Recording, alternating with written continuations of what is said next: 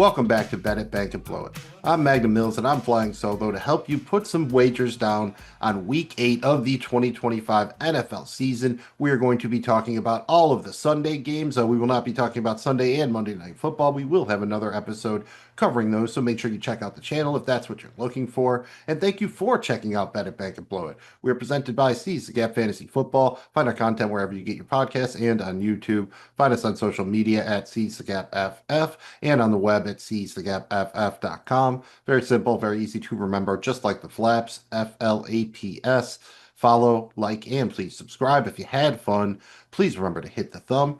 And please remember that while we are not affiliated with DraftKings or the DraftKings Sportsbook, we are getting our odds and wagers from there, and everything is accurate as of October 23rd, 2025. And here on Bet It, Bank and Blow It, our preferred currency is the Cricket coin. In Cricket, we trust, so all of our wagers will be in Cricket coins. I am flying solo this week due to a couple of scheduling conflicts, so I don't have Jamie G here to debate some of the finer points about the slate that we're looking at this week. I will say it's a notable change here. All the injuries for the Commanders, most notably, no Jaden Daniels. That has moved by more than a touchdown towards Kansas City. There is a decent chance it sounds like the McLaurin and Debo play, but Mariota's a lot like Carson Wentz in that I feel they always start out okay, and then there just tends to be diminishing returns until you get to the point you're just like, man, what are we doing here? Mariota is probably approaching that point already. I think Wentz is there, so just something to keep an eye on. We'll see how it goes down with Wentz on Thursday Night Football. I don't even know what to do with the Dolphins and the Jets right now. It feels like both of those teams are imploding. We got a little bit of a dead coach walking. I don't think the Jets are going to can Terry Glenn in year number. I don't think the Jets are going to can Aaron Glenn in year one, but it's certainly not looking good. Mike McDaniel definitely in trouble down in Miami. And Miami's traveling to Atlanta to play the Falcons, who maybe have the most pronounced home road splits in the league this year. I mean, this is a team that lost 30 to nothing in Carolina and handled the Bills with relative ease at home. So very curious to see how that one works out. And then the matchup between Indianapolis and Tennessee is going to be fascinating. By some metrics, this is the best team in the league against the worst team in the league, and it's not particularly close. And a points per, and I forget what the exact statistic is, but I think expected points per drive. This Colts offense, or expected points per play, it's one of those two metrics, I believe. But this Colts offense is literally one of the 3 to 5 best offenses so far, basically, of the last 20, 25 years. I don't think they can keep that up, but when the rubber meets the road here, and the Titans are going to be without Jeffrey Simmons, their best defensive player, they fired their coach already. It's tough to lay 2 touchdowns, but there's ever a time for it. It feels like the right spot. And kind of in a similar vein, it's crazy that the Bengals are not only favored, but they're favored by almost a touchdown. That would have seemed absolutely insane 2 weeks ago, but here we are. We're getting wacko for Flacco. It seems like the Jets are going to start Tyrod Taylor, but again, no Garrett Wilson. I mean, it's tough to see how the Jets win this one, barring the defense really stepping up. Maybe we get a monster Breece Hall game, which leads to a trade. And that's kind of what we're waiting for here as well. I think the outcome of Week 8 go a long way to determining whether or not a couple of these teams are willing to sell some of their veterans. And that could have a real impact down the stretch, both in the real NFL, on our wagers, and on our fantasy team. So just something to keep an eye on. Probably not going to be a great week for you in your fantasy leagues. We have 6 teams on a bye. They're calling it the bye-mageddon or what have you here. And we don't have many high totals. There's only one over 50. I think I saw 49.5 out there. There's not a lot over 46.5, really. A lot of games in that 43 to 45, 46 range. So I'm sure we'll get a couple of outlier sneaky shootouts, but just kind of looking quickly at the board, I don't see where they're coming from. So it probably will be a little bit of an unexpected week. And we only have 13 games this week, and I believe 8 of the 13 teams are favored by at least 6.5 points. So it is a bit of a weird one, kind of top heavy in terms of the favorites towards them, maybe a little bit skewed. I could see this being a week where we get multiple teams who win but don't cover. That hasn't been the case as often as usual so far this season. So I can see that regressing to the mean a little bit here. So be careful. It's going to be an interesting one in your pick'em leagues, especially when you're using the spread. Could be an interesting survivor week if we see a couple of upsets. So let's see how we're going to allocate our money this week and see if we can make a couple bucks on the Sunday main slate in Week 8.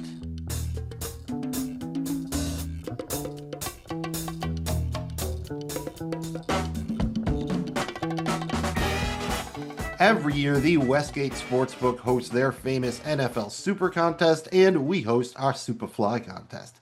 Yeah, maybe there's not as much money involved as there is in their contest, but ours is still far, far more fly. Each week, Jamie G and I pick our favorite five spread wagers based on the lines being used in the Westgate Super Contest. Last week, we both went 3-2. I hit on Kansas City minus 11.5, New England minus 7, and Cleveland minus 2.5, while missing on New Orleans plus 5 and Tampa Bay plus 5.5. Jamie G also 3-2, hit on Kansas City minus 11.5, New England minus 7, and Seattle minus 3, while missing on Denver minus 7 and Green Bay minus 6.5. For the season, I have the slight edge. I am 18-17, while Jamie G is 17-18, making us an even Steven 35-35 on the season as a unit. I am 0-1 to the cool breeze. I have gotten killed by the hook once. Jamie G is 2-2 with the cool breeze. The hook has worked for him twice and against him twice. Going to give our picks, and then we'll see where Jamie G and I differ. He is not with us, but he has sent me his picks via electronic mail. Jamie G is not with us, but he has sent his picks to me via electronic mail. I'm going with Kansas City once again, minus 12.5 versus the banged up Commanders. I'm going to take Chicago plus 6.5 on the road at Baltimore against the struggling Ravens coming out of a bye. Lamar Jackson expected to start. I'm going to lay the 7.5 with the Falcons at home against the Dolphins. Worked for me last week going with Cleveland. I know Atlanta in the dome's a far better environment for Tua in that offense, but it's not impossible that Tua gets benched here. So I'm betting Miami goes just full on implosion here. Atlanta keeps rolling. I'm going to lay the 14, two touchdowns. Indianapolis minus 14 points at home against the Titans. Again, you might have the best team in the league versus the worst team in the league. This should arguably maybe even be a touch higher. And then finally, I'm going to put all my faith in old man Flacco. This was tough. Had a little bit of a debate here for the last one making the card. I'm going to take Cincinnati minus 6.5 at home versus the Jets. Again, expected to be starting Tyrod Taylor. Some overlap between Jamie G and myself. Jamie G's leading off with Tampa Bay minus 4, traveling to New Orleans. He's going to lay the points with Drake May, his new favorite guy. New England minus 6.5 at home versus Cleveland. He's with me on Old Man Flacco, Cincinnati minus 6.5 versus the New York Jets, and on Kansas City minus 12.5 versus Washington. And he's going to go against the other old man. He's going against Old Man Rodgers. Jamie G is taking the Green Bay Packers minus 3, traveling to Pittsburgh.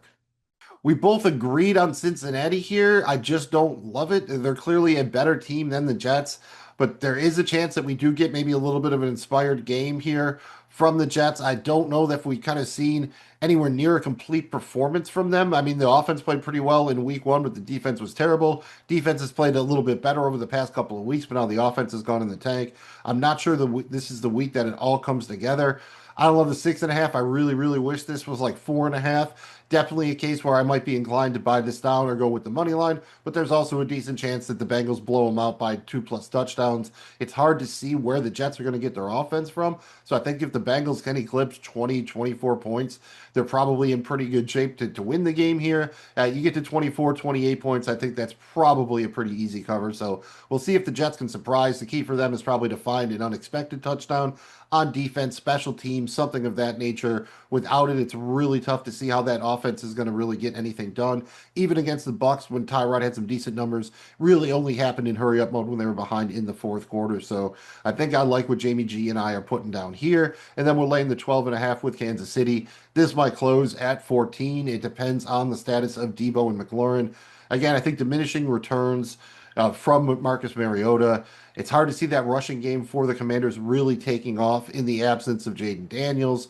Tons of injuries on the defensive side of the ball as well. And they're going up at Kansas City. They're going up against a Kansas City team that's as hot as anybody in the league. So, yeah, unfortunately, well, I'm not going to lie. As an Eagles fan, I don't mind it. But yeah, if you're a Commanders fan, this kind of sucks given the expectations you had coming into the season. They're definitely coming in under the projected win total I had them at. So, no problem laying the 12.5 here with the Chiefs.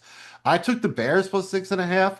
This is one of those lines where historically, when I guess the lines before, I look at them before the week and were this different, I usually get crushed. The books tend to, make their money because they know what the hell they're doing. So perhaps I'm on the wrong side of this. But I don't know. Lamar Jackson doesn't strike me as being like fully healthy here. They're still being a little bit coy about his status. They're certainly healthier on defense.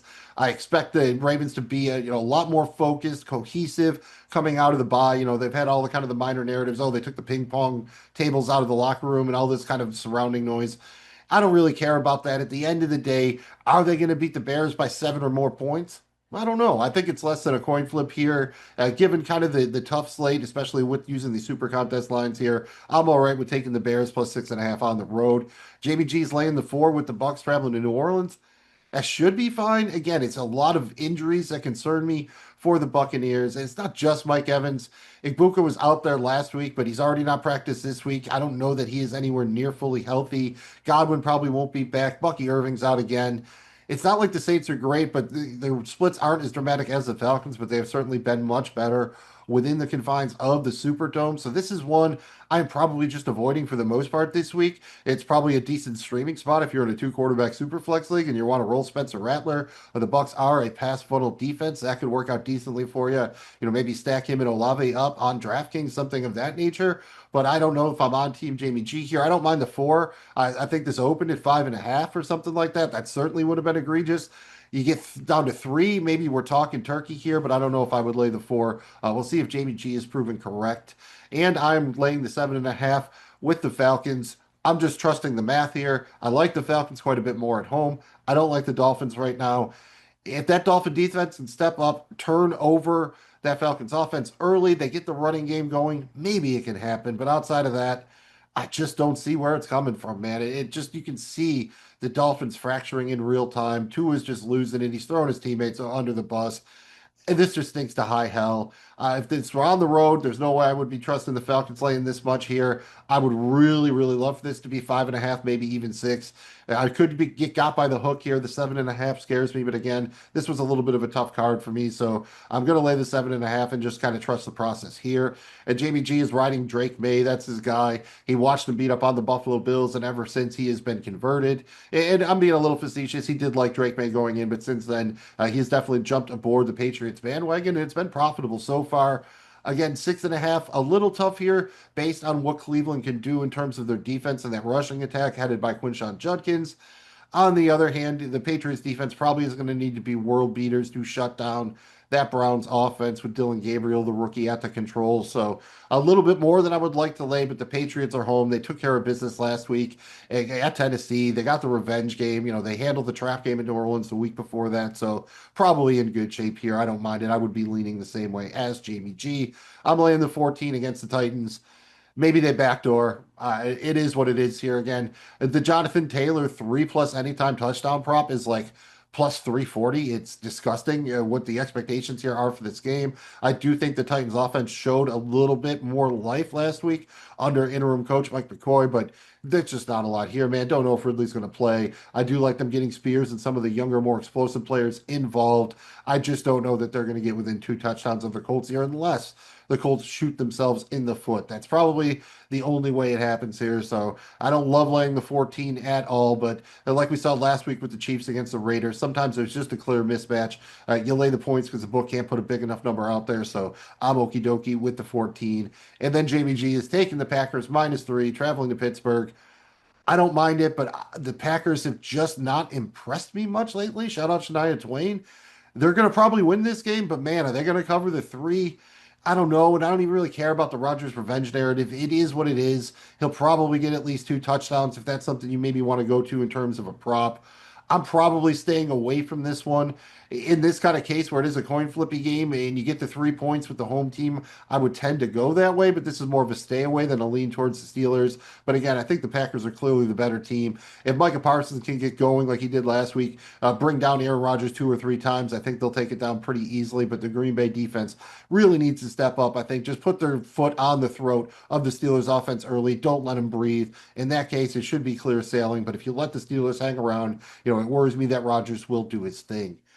Kind of the teams that didn't make it for me. I don't hate the Giants +7.5 traveling to Philadelphia. I think the Eagles do win this time. I was pretty sure they were going to lose on Thursday Night Football, but I really don't like laying the 7.5 here. Again, would feel much better at that 5.5 to 6.5 range. Wouldn't we all? But again, just not quite good enough to get me there. And the New England -6.5 again, just kind of right there at the edge. Almost made it here onto the kind of my last pick. So I'm with Jamie G. Again, mentioned that there was a big line movement towards the Chiefs, but given the injury situation for the Commanders, that's understandable. Nothing else has really moved that much. Neither one of us are apparently doing too much with the San Francisco and Houston game. This is all over the place. I've seen San Francisco everywhere from -1.5 to +1.5.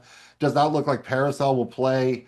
I just don't know. The 49ers have been finding ways to win while the Texans have been finding ways to lose, but I still do have a lot of faith in that Texans defense. So probably right to be is stay away from me here. I haven't really touched the Bills -7 at the Panthers. Really interesting. You don't know what the impact of Andy Dalton is going to be. Theoretically, it should be a downgrade, but in a 1 week situation, especially when the Panthers are actually getting all their offensive weapons back at a single time, I could see Andy Dalton moving the ball here. Rico Dowdle's been pretty solid. So, again, probably not a bad idea to stay away, even with the Bills coming out of the bye. Don't love laying the 7 here at Carolina, where, again, right up there with the Falcons as far as a team with dramatic home road splits this season. And then we have the Cowboys +3.5 traveling to Denver. Hopefully, it's another fun one to watch, like it was last week when Denver scored 33 points in the fourth quarter to take down the Giants. As an Eagles fan, I would very much like that. And a guy who owns a fair number of the Broncos and Cowboys on Dynasty and Fantasy teams. So, a nice high scoring game and with the shootout that ends with the Broncos winning would work well for me. But I'm not sure if I want to lay the 3.5. Again, Denver has kind of played to the level of its competition. We've only seen them play dynamically on offense in fits and starts here. The defense has given up a couple of, kind of questionable quarters or halves over the past couple of games. So like to see him put it together, especially against the Cowboys offense that can just absolutely sling it. They can run it. Don't downplay the little bit of revenge narrative here for Javonte Williams. So he's a player I'm probably going to be looking to in the props a little bit. So very, very interesting slate. Looking forward to watching a lot of these games, but certainly tough when you're breaking it down to just spread wagers. So check back next week, see how we did. And of course, I can assure you, we will still be very, very flawed.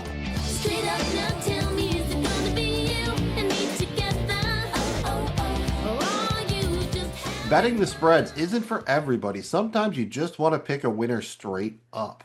For that, we have Paula's picks. Shout out to our favorite American Idol judge, 80s pop star, former Laker girl, Paula Abdul. She is here to help us as we do a money line thing. We each started the season out with 1,000 cricket coins, Jamie G and myself. Each week, we must make a single wager on our favorite money line of the week. Now that we are in week 7, we must wager somewhere between 15 and 75% of our bankroll. This is a contest against each other, and we're trying to figure out, which money lines we like the best, but we're also trying to see how they contrast to the actual spread wagers. Had we made these same wagers bet on these teams but did so on the spread? We focused more on that aspect last year, and we tried to do a thing with more of the underdog money lines, and it didn't really work out to be a profitable angle. So we're trying to do a little bit broader of a contest and experiment here this year. So we'll see how it works out in the end. Last week, I was successful. I had about 377 cricket coins on the New England Patriots money line. So I turned a profit of about 109 coins, but I'm only at about 611 coins on the season, so down about 389. Jamie G threw 345 coins also on that Patriots money line. That was -345, so he brought himself home an even 100 cricket coins. He is currently just in the red on the season. He's got about 962 coins, down about 38. Overall, together as a unit, we are down about 427 coins to the money line. And if you looked at the spread wagers, if we were just taking these wagers and betting the spread instead of the money line, we would be down about 688 coins. So as of now, it's been slightly, less profitable to be on the money line than the spread, but we'll see if that continues over the course of the remainder of the season. That means this week my minimum wager is 91.7 cricket coins, and my max wager is 458.51 coins. Jamie G's minimum wager is 144.28 coins, while his maximum wager is 721.40 coins. Jamie G has settled on a strategy here. He likes finding kind of one of these money lines in this, -300 to -400 range and putting enough on it so he can make his 100 coin profit and wash, rinse, repeat. This week, he's going back to the one with the Patriots, 375 coins on the Patriots money line, -375. So 375 to win 475, a profit of 100 coins. Again, they're home against the Browns and they are favored by 7 points. So we are laying 7 on the spread. I'm going to do something a little bit different here. I thought about going with my max wager because I am behind. I have to make up some ground here. Could have gone with like New England, Buffalo, Philadelphia, somebody like that. The Bengals are sort of interesting because they have a similar spread, but they're only around minus 290, where most of these other teams are around the 390 range. So thought about going there, but at the end of the day, I decided to put less coins at risk and go for a little bit shorter of a money line. So I mentioned that Dallas Denver game. I'm going to hope it plays out in a similar fashion this week because I'm putting 275 coins on the Denver Broncos money line. This is minus 180 at home versus Dallas. They are favored by 3.5. So 275 coins to bring home about 428 coins. Not crazy, but at least I'll make up a little ground on Jamie G here. Can't try to make it up all at once in this kind of thing where we're only making one wager. I thought about trying to maybe go to an underdog or something like that, but I think it's better to kind of just be a little bit more aggressive, but not overly aggressive here, especially when Jamie G is just trying to stack up that nice, cool 100 coin profit per week. So shout out Paula. We've got your picks. Let's see how we do. I didn't win 5 batting titles because it was fun. Right. I won it because I wanted to be the best. Do you see what I'm saying? Nah, not really, man. There's nothing more fun than winning. So come on, drink up. I'll have one with you. Nice. All right, let's do it, Boggs. Let's drink. Cheers. Let's move from one 80s icon to another. Buy your plane ticket, pack a suitcase full of beer, and open your favorite sportsbook app because it's time to bet it like Boggs. Nobody, and I mean nobody, can outdrink Wade Boggs on a cross-country flight. It is literally impossible, so you might as well try to bet like the man, and maybe we can, just bet it like Boggs until we can, beer it like Boggs. In honor of Wade Boggs, the former Major League Baseball player, Hall of Famer, who is most definitely still alive, we are doing a player prop thing here and a baseball thing. We'll have 3 prop wagers and 1 3-leg parlay, which is composed of each of the 3 props. We have a single, which is a 100 cricket coin wager on any prop minus 105 or shorter. We have a double, a 50 coin wager on any prop with odds between plus 100 and plus 300. Then we have our triple. That's a 25 coin wager on any prop with odds longer than plus 300. And then we have our home run. That's a 10 coin wager. Then we have our home run. That's a 10 cricket coin parlay wager on the single, double, and triple parlay together. So overall, we are each risking 185 cricket coins. Last week, we each went 1 for 4 at the plate. I booked a small loss down about 2 cricket coins. I hit on my single, the Quinshon Judkins anytime touchdown, but missed on my double, Justin Fields 50-plus rushing yards, and my triple, Kyron Williams 20-plus rushing attempts. So only 1 for 3 at the plate, did not hit my home run parlay. Jamie G also 1 for 4 and also hit his single, Drake May 220-plus passing yards. Missed his double, Quinshon Judkins 90-plus rushing yards, just missed it. I think he had 79, and misses triple, Evan Ingram anytime touchdown scorer. So like me, that's 1 for 3, did not hit the parlay. He booked a small loss of about 25 coins. For the season, trying to bet it like Boggs, I am down about 537 coins, while Jamie G is down about 749 coins, putting us down about 1,286 coins as a duo. I don't know if I get all the way back into the green this week, but I am going to try, starting out with banking on the old man. Give me old man Joe Flacco. Again, a little bit of a revenge game for him. Remember when Joe Flacco used to play for the Jets? Joe Flacco, 2+ passing touchdowns. That is minus 157, so 100 coins to win, about 164. For the double, I'm going to stay a little bit shorter here. I thought about messing with the receptions or the yards, and I decided, yeah, what if Bijan gets it all? So I'm going to go with Drake London for my double. 50 coins on the Drake London anytime touchdown scorer prop. That is plus 100, so 50 coins, double it up, brings back 100 coins if Drake London can find Mr. Endzone. And then for the triple, I'm going to go against my birds a little bit here, banking on a player I really like coming into the NFL who has started to shine in the absence of Malik Neighbors, and that is Wan'Dale Robinson, wide receiver for the New York Giants. I'm putting 25 coins on Robinson to have 80-plus receiving yards against my birds. That is plus 318, so a 25 coin wager returns about 105 coins. So if you parlay those 3 legs together, Joe Flacco, 2+ passing touchdowns, Drake London, anytime touchdown, Wan'Dale Robinson, 80+ receiving yards, you get odds of plus 1,268. So a 10 coin wager on the parlay returns about 137 coins. So clean sweep, I don't think quite gets me into the green, but it would be very, very close. And that is what the goal is this week, trying to hit it out of the park. It is Jamie G's turn. He is at the bat, and his single is 100 cricket coins on Jackson Dart, he's going against my birds here, and he's taking it nice and easy. Jackson Dart over 0.5 passing touchdowns, so just needs one or more. That is minus 212, so a 100 coin wager returns about 147 coins. And he's going to double it up on one of his other new guys, his new rookie he loves, Tyler Warren, tight end for the Colts. He's putting 50 coins on the anytime touchdown for Tyler Warren. That is plus 110, so a 50 coin wager returns 105 cricket coins. For his triple, Jamie G is going to his mortal enemy, Patrick Mahomes. He's putting 25 cricket coins on Patrick Mahomes to have 4+ passing touchdowns. That is plus 435. 25 coins returns you about 134 coins if Mahomes can throw 4 or more touchdowns. And if you parlay those three legs together, Jackson Dart over 0.5 passing touchdowns, Tyler Warren anytime touchdown score, and Patrick Mahomes 4+ passing touchdowns, your odds are plus 1,553. So a 10 coin wager returns about 165 cricket coins. I like what we're doing here. We're going a little bit long. We're going a little bit against my birds, but I think everything kind of tracks with kind of the analysis we've had thus far for the games and where we were with our spread wagers. So I think it's all tracks. Maybe we can beat Boggs. If not, we're going to at least bet it like him and maybe enjoy a couple beers with the man who is most definitely still alive.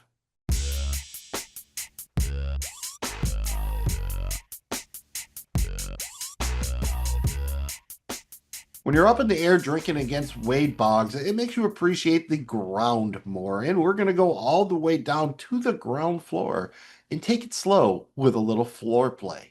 This is an exercise where we're trying to grow our bankroll slowly and steadily over the course of the season, just using one fairly short odds wager per week. Again, there's no such thing as a safe wager, especially when it comes to betting on the NFL, but we're trying to keep it nice and short and be about as safe as possible. We each started out the season with 1,000 cricket coins. Each week we have to wager 50% of our bankroll on our favorite floor wager. Must be something that is minus 150 or shorter. Whoever has the most coins at the end of the season is victorious. Last week I had about 551 coins on the Rams at Jacksonville under 51.5 points. That was an alternate total. That happened very easily. Could have got there on the regular total, but no problemo. Turned a profit of about 216 coins. Jamie G took the Patriots on the alternate spread, got them down to -2 against the Titans. Once again, they covered the spread straight up. No worries. He had about 480 coins on that, so he turned a profit of about 183 coins. For the season, I have about 1,319 coins, so I must wager 659.32 coins this week. Jamie G has 1,143.28 coins, so he must wager 571.64 coins this week. I've been trying to mix these up a little bit as opposed to just taking the biggest favorite on an alternate spread or just burying a money line. But after looking at all the options this week, trying to keep it safe with the floor play, I am going to go ahead and put my 659.32 cricket coins on Indianapolis -6.5, the alternate spread against the Titans. Odds on that are -318. So putting down about 659 coins. If they can win by a touchdown or more, I will bring back about 867 coins. And Jamie G surprised me here. Usually for a floor play, I don't like to go with a player prop just because there's always the risk of injury. So neither of us have done it this season. Not going to lie, I did consider it, but I couldn't get a number I liked. Jamie G thinks he found one that he likes. He is putting 571.64 cricket coins on Bijan Robinson to have 70+ rushing yards. That is -272. So about 572 coins to bring back about 782. I like it. I think the matchup is great. We saw what guys like Kamini Vidal have done against the Dolphins, so I'm almost positive that Bijan gets there. Only thing that scares me if somehow he catches a couple long passes, they get up big and they go to Algier, or maybe he gets, banged on the head, has to go in the protocol, something like that. So those are my only concerns with going with a prop as the floor wager. But if you had to pick one, I think you picked the right one. So hopefully we got some good ones here. Check back next week and confirm it for yourselves.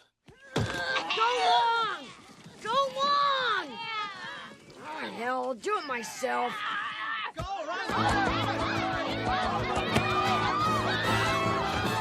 And once you know what you're doing with floor play, it's time to make sure you can handle a big one when you're going long.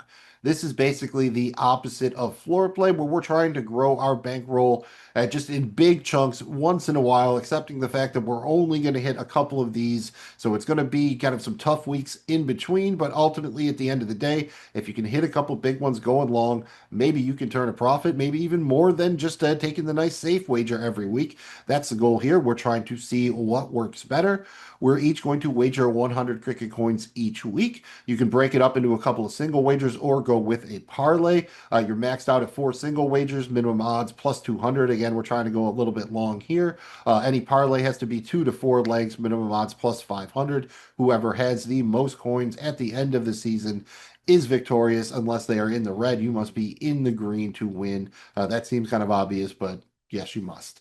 Last week, we both lost. We both went with parlays. I went with a 3-leg single game parlay, banking on Quinshawn, Judkins, and the Browns. Hit 2 of the 3 legs. I hit the Judkins 2+ anytime. I think he scored 3. I hit Cleveland -2.5, but missed on Judkins 100+ rushing yards. I think he was maxed out at 79. They didn't need him anymore, so I was sure I was going to hit that one. That sucked.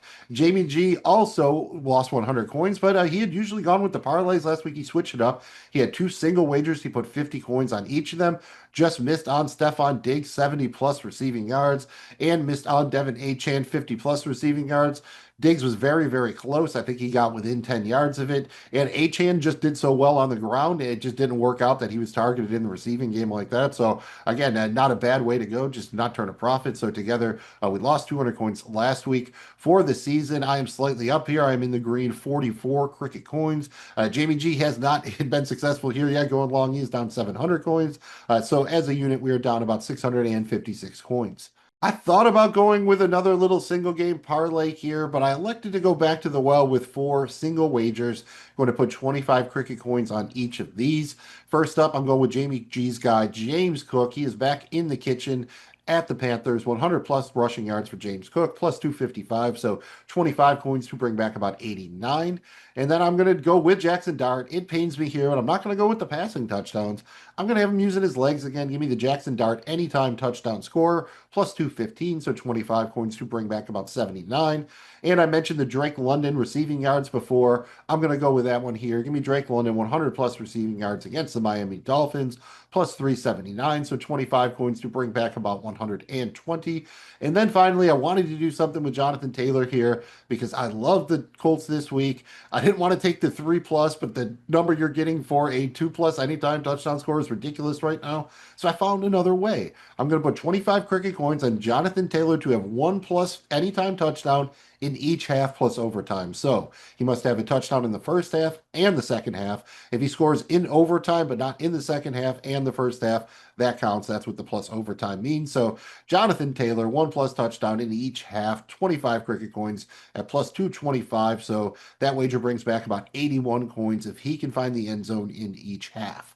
Jamie G is going back to the well with a 3-leg parlay, but he's taking a page out of my book here. He's going with the single game parlay. He's got a narrative, and a big surprise here, he's got his guy, Drake May, at the center of it. This is a 3-leg single game parlay, pays out at plus 650. Leg number 1, Drake May, 3+ passing touchdowns. That is plus 349. Leg number 2, Drake May, 250+ passing yards. That is plus 181. So if Drake May's doing that, it's either a huge blowout or Cleveland must have come to play, right? They must be putting up some points. So Jamie G is going to correlate that with his third leg. Cleveland at New England over 40.5. So he's taking the over here, -110. You parlay these 3 legs together. May 3+ passing touchdowns, May 250+ passing yards, and over 40.5 points. Again, at plus 650, so a 100 coin wager returns 750 coins, and that would be enough to put Jamie G in the green for the season. After all of that, after 7 weeks of struggle, I think it would be only fitting, and of course it would be even more fitting if he does it with the New England Patriots at the center of it, who are currently above his Buffalo Bills in the AFC East standings. It might even be ironic, don't you think? A little too ironic. This is it, baby, the end of the road. This is the grand finale where we have our absolute best and favorite wagers of the week. In week 8, that's just going to be our big boy bets, our single most favorite wager for the entire week. in week 7, and I turned a profit of about 217 coins going with the New York Jets under 20.5 points. Not going to lie, I got a little bit worried when Tyrod Taylor entered the game, but it was all good at the end. Jamie G unfortunately got no love. He went with Jordan Love, 220 plus passing yards. That did not happen, so he lost his 250 coins, meaning we were down about 33 as a duo on the week. Overall, with the big boy bets for the season, I am up about 687 coins, while Jamie G is down about 446 coins, putting us up about 241 coins overall. I am in the lead, so it is my option to lead us off, and I am going to be more aggressive this week. This is a little two-leg single game parlay. It was something I started playing with for the going long. I liked it so much, but I couldn't decide what to add to it, so I decided just to leave it how it is. This is just a perfectly little correlated two-leg single game parlay that I love. I'm putting 250 coins on this bad boy, pays out at plus 262. And I have a very simple narrative. Rico Dowdle is better than Chuba Hubbard, and you can run on the Bills defense. Leg number 1, Chuba Hubbard under 46.5 rushing yards. That is minus 114.